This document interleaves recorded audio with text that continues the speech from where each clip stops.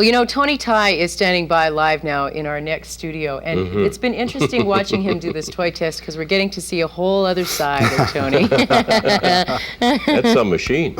Yeah, this is great. We have a lot of fun with this unit. This is called the Hercules, and it's one of the toys we tested on our toy test this year. Whoop! Let me bring it back here. All right, back up. Whoa, whoa, hey. Anyway. It was a great toy. It's an expensive toy, but this is why our toy test is so important. We found out once we had it, we had to buy another $50 rechargeable battery. So those are the kinds of things we'll hope to bring in when we come back after the break. Buying toys for Christmas is usually a balancing act. Parents have to decide whether the toys their children want will actually last longer than Christmas morning. But unless a child has already played with a toy, it's tough to tell. So to take the guesswork out of your Christmas shopping, our consumer specialist Tony Tighe is in tonight with the results of the third Tony Tighe toy test. Now, I've noticed that you've expanded it this year a little bit. Bigger and better than ever. Actually, this year we went out and we rated about 50 of the most requested toys on the market. And once again, the grade 1 and 2 classes at Hawkwood Elementary School were our toy testers. Now, tonight we split the results. We split the results into 2 parts. And tonight we've got the toys that passed the test.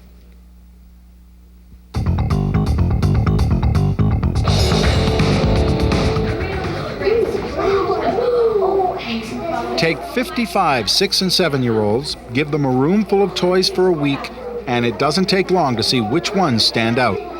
Now, what is 1 plus 1 equals what? Oh, me. Everyone wanted to play Teacher Barbie. Our toy test supervisor said the children never lost interest, and they constantly invented new play ideas. They seemed to play with it the whole time and didn't get bored. Is that the most fun part? Adventure Pirate Ship also drew a crowd. The kids played endless imaginary battles on their own or with friends. Most important, after a week, all the parts were still together and working. Kids often have a short attention span with games, but not this one. Battle Dome was a hit with our testers and the adults. It may be noisy, but no one seemed to notice. It's too much fun to play with that. Yesterday I had a hard time leaving it. We tested several computer learning toys. Our supervisor said the Learning Pad had a good variety of games to hold a child's interest, and it's easy to use.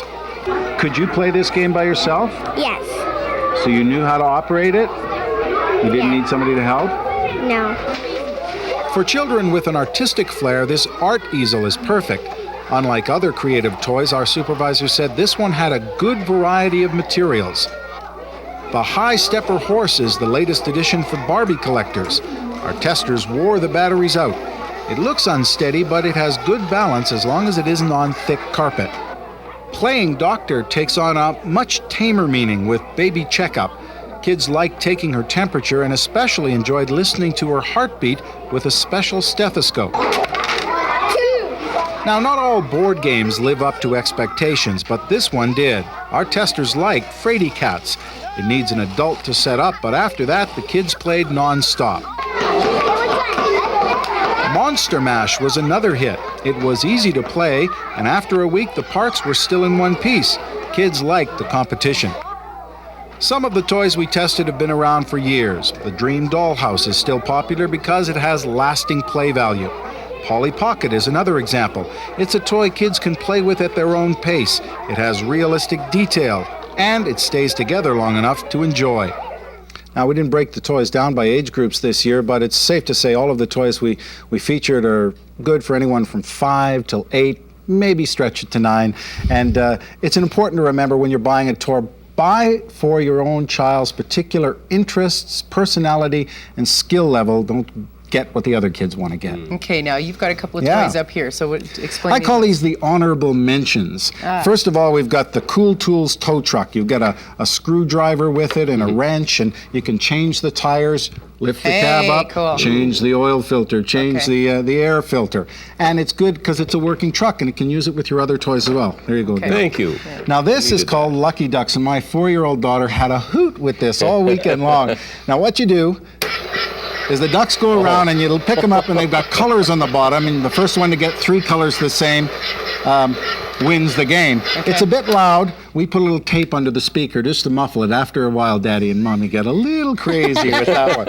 And the last one we wanted to mention, and you know, we always talk about construction toys. This is a unique one called the Girder Town playset, and it's a great toy for kids who've had a little experience with construction sets and want to move on. 7, 8, 9 would be a good age for that, but it really worked. The kids liked it. Okay, now you're back tomorrow night. What have you got then? Tomorrow night, unfortunately, the toys that didn't meet the test. Ah, okay. They're the ones that didn't live up to expectations, and I'll tell you, the kids didn't hold back. Wow, that'll be interesting. All right.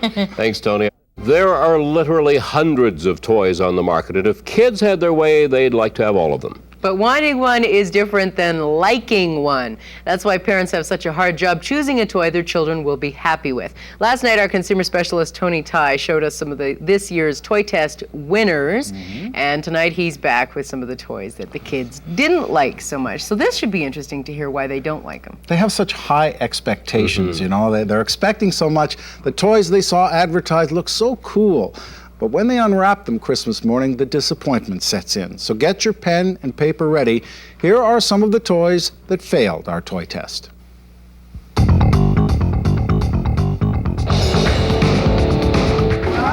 got one out. Advertising and hype can make new toys look perfect. But our toy testers at Hawkwood Elementary School soon spotted the imperfections. Take Chip Away, for instance. The kids had a great time uncovering the dinosaur inside the plastic egg, but that's where the fun stopped. They found that the pieces did not stay together very well once they connected the dinosaur parts, and the play value was in the chipping. Our testers were excited about the Power Spark Welder. A battery-powered gun melts plastic welding tips to hold the vehicle together. Then you smash it up and start over, but it didn't last long. After a couple of crashes, a piece would break off like this one. And if there's too much of this on it, you can't fit any more pieces on. Not only that, they ran out of welding tips, and after that, you can't play with it anymore. Braided Beauty Pocahontas is an example of how advertising makes it look easy. The little Miko character is supposed to spin and twist the hair into braids, but our toy testers couldn't do it on their own and gave up. Can you do the cutter and I'll keep working on this? The Grape Escape game was a big disappointment. It took nearly an hour for an adult to put it together, and when it was ready, the kids rarely played the game. They just wanted to squish the little plasticine figures. It worked the right way, but after the game it broke. Like, the things that you get smushed by broke. A Play-Doh set can do the same thing for less money. Like, you peel these things off and then it sticks. Children like the idea behind Sensation. The adhesive pictures worked, but the air gun that sprayed the colored sand didn't. Most kids ended up sprinkling the sand by hand. The kids also got frustrated with the ComQuest computer. They couldn't figure out the games, the screen was hard to see, and they got confused with the keyboard. There's no enter key, there's no of the common escape keys that we would see that are on familiar computers. It was fun while it lasted. That's the general reaction to treasure rocks. When you mix the rocks with water in a magic bottle, they turn into gems. But after that, all you've got is a jewelry box. It's good, but it needs lots of assembling. Our toy testers were optimistic about the Technozoid robot model, but none of them could build it on their own. It took an adult an entire week to finish, and even then it didn't stay together. If it doesn't fall apart, it would be a pretty good toy, but I don't think I'd put it on my Christmas list. Now, we're not saying that all the toys are bad. Our testers just felt they had limited play value. They didn't meet their expectations. Okay, so most of the toys that you worked with that did not work, were they new or have they been around for a while? Many of them were new, but there were a few older toys. Really? Hot Wheels is a perfect example. I played with Hot Wheels. Everybody's played with it, but this year the kids didn't like it. Hot Wheels, look at that. Whoa! Flew right off, the car flew right off the set. Some of them work, some of them don't. The kids felt that the tracks were hard to put together, and then when they wanted to do something else with the track, that's all they had was this. They couldn't make anything else. Like there's no figure eight or anything. Exactly, no jumps, no loops. Yeah. Here's another one that had high expectations. It's called a dolly maker, and you pour this goop inside the mold here, and then you put it in the oven like this. And then when you bring it out, you get these little characters like this. But they're so small, they're little rubbery things. You're supposed to put little jackets on them and purses on them. But the jacket doesn't do up in the back. and then you're supposed to put it on a stand and tie it up, and the kids just said they'd lie it on the table and play with it. Hey, you don't want that for that kind of money, that's for sure. Okay, now you're back tomorrow one more time. What have you got? Tomorrow night we're going to talk about safety, in particular, after you've opened the presents on Christmas morning. You know, how do you protect the kids? How do you make sure everything goes okay? And we'll also tune you in to how to choose the longest lasting batteries and the most affordable, because you're going to need them, believe me. And everybody, every age needs that, the battery Exactly, thing. You're right. Okay. All right.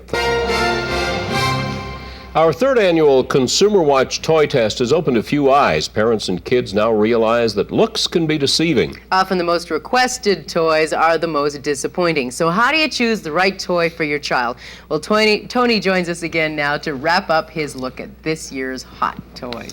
Tested a lot of toys this year, a lot more than in previous yeah, years. yeah. Had a lot of fun too, believe me. Just because we're giving it a thumbs up or a thumbs down doesn't mean your child is going to agree. You have to pick the toy that's right for your child. Here are some tips to help. First of all, choose according to your child's age level. Don't buy anything that's too advanced.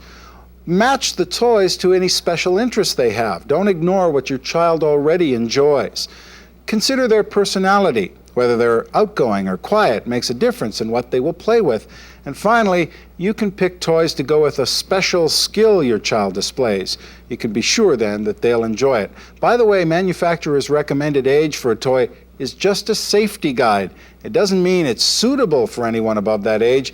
It just means it's unsafe for anyone under that age. A lot of people think, oh, my child's 3, she'll like this. Well, exactly. Yeah. I didn't know that either, and I'm sure a lot of people make that mistake. Yeah. So what about safety then? Are there certain things that we should be watching out for when we're buying toys? You know, there's rarely ever a safety problem with the toy itself, as long as the child is using it at the right age. Often, it's poor safety habits around the house that lead to injuries.